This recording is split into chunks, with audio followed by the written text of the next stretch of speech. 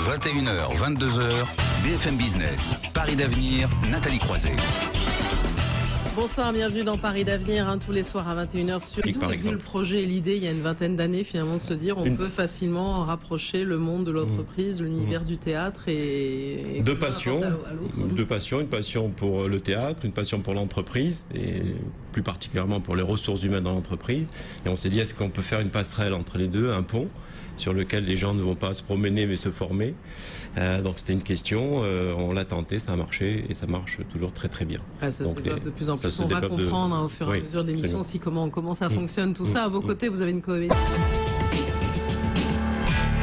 Je veux savoir, on peut pas, pour ceux qui nous regardent sur BFM Business, diffuser en même temps des vidéos, c'est évidemment une question de confidentialité, mais on aimerait bien savoir comment les uns les autres vous y prenez aussi pour emmener les salariés dans cet univers. Roger Sosfortas. Je dirais que là, ils découvrent trois dimensions. François parlait de la dimension émotionnelle, ce qui est primordial. Il y a la dimension oratoire, il y a le comportement également. Donc finalement, ils apprennent à s'exprimer oralement, par le corps et par l'émotion. Et finalement, ils s'aperçoivent que la communication, elle est globale.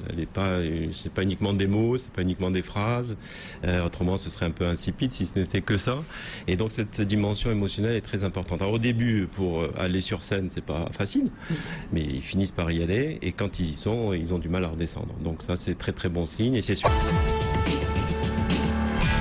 Vous, les uns et les autres, dans vos formations, qu'il y a une vraie envie, malgré tout, qu'il y a de moins en moins de freins, que ça commence à s'installer, l'envie finalement de s'ouvrir. Ceux qui viennent là, vos formations, c'est tous horizons, c'est pas des salariés, des managers. Non. À une époque, on va dire que c'était réservé aux cadres dirigeants qui voulaient donner plus d'impact à leur communication.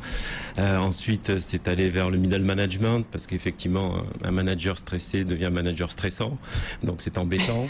Et puis, grâce au DIF, ça s'est démocratisé au niveau du personnel. Je crois il peut y avoir manager et salariés qui sont réunis sur le même groupe. Non, pas dans le même groupe quand même. Comme quoi, il faut encore faire bouger un peu les lignes. Ne serait-ce que pour libérer la parole et libérer l'émotion si elle doit être libérée.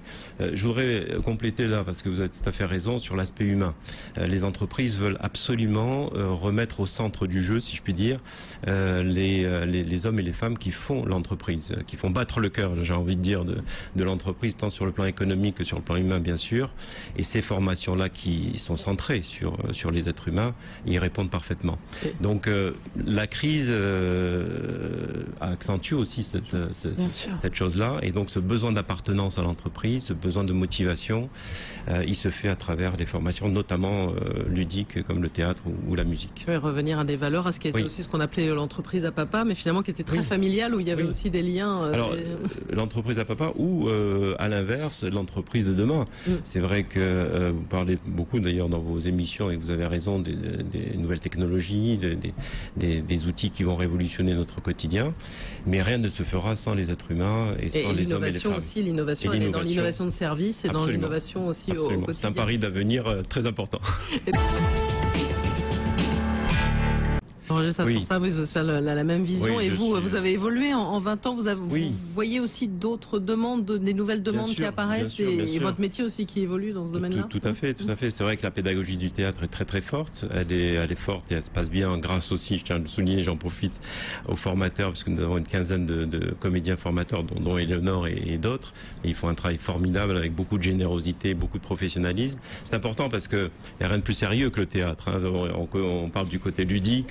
On part du côté du rire, mais le rire est une émotion, mais c'est extrêmement sérieux. Et je suis tout à fait d'accord avec ce que dit François, c'est à la fois le jeu par le jeu, mais c'est aussi, bien évidemment, l'aspect professionnel, les objectifs, et revenir à l'humain. Donc ça, c'est extrêmement important de le souligner. Et ce qui est intéressant, parce que pour avoir fait il n'y a pas longtemps une formation où j'ai travaillé aux côtés d'une comédienne, la comédienne me disait qu'elle apprenait aussi beaucoup finalement du monde de l'entreprise et des autres. Et ça aussi, il faut le dire, finalement, c'est dans les deux sens, Éléonore Thomas. Énormément, bien sûr, c'est vraiment un échange, c'est jamais différent, on rencontre des personnalités extraordinaires et ça nous apprend, bien sûr, énormément humainement. Moi, je pense que c'est vraiment pour ça que je fais ce métier-là, parce que c'est passionnant. Moi, je suis passionnée par la complexité de l'être humain. Et vous avez envie évidemment de le continuer, de la pédagogie rendre ça encore plus riche aussi. Tout à fait.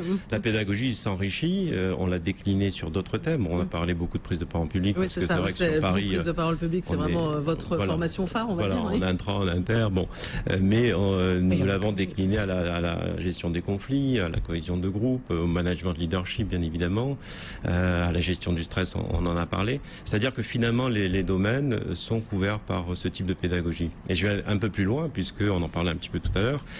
Nous avons des appels maintenant d'univers que j'imaginais pas il y a encore quelques mois, comme l'univers de la médecine. J'ai eu encore ce matin un chirurgien qui m'a appelé, qui me dit voilà, nous on est très bons dans notre domaine, on est heureusement, mais à un moment donné il faut tomber le masque, dans le sens propre et dans le sens figuré, et il faut parler aux familles. Donc là ça devient délicat. On ne sait pas faire, on ne sait pas parler aux familles, on ne sait pas parler aux patients, on ne sait pas écouter, cette fameuse écoute active, ce silence qu'il faut contrôler. Les mots qui viennent après un silence sont extrêmement pesants. On a des appels de l'univers de l'école, par exemple. Le professeur a appris à enseigner, mais il n'a pas appris à gérer quelqu'un qui fracasse son cartable contre un mur et qui se dit qu'est-ce que je dois faire, comment je dois réagir. Vous avez bien raison, ils ont parfois besoin d'un peu de leçons. Voilà. Et donc cette pédagogie va, j'en suis convaincu, aller aider les gens, les êtres humains toujours, mais dans des univers, principalement l'entreprise bien sûr, mais aussi d'autres univers comme la médecine, comme l'enseignement, l'éducation, etc. Donc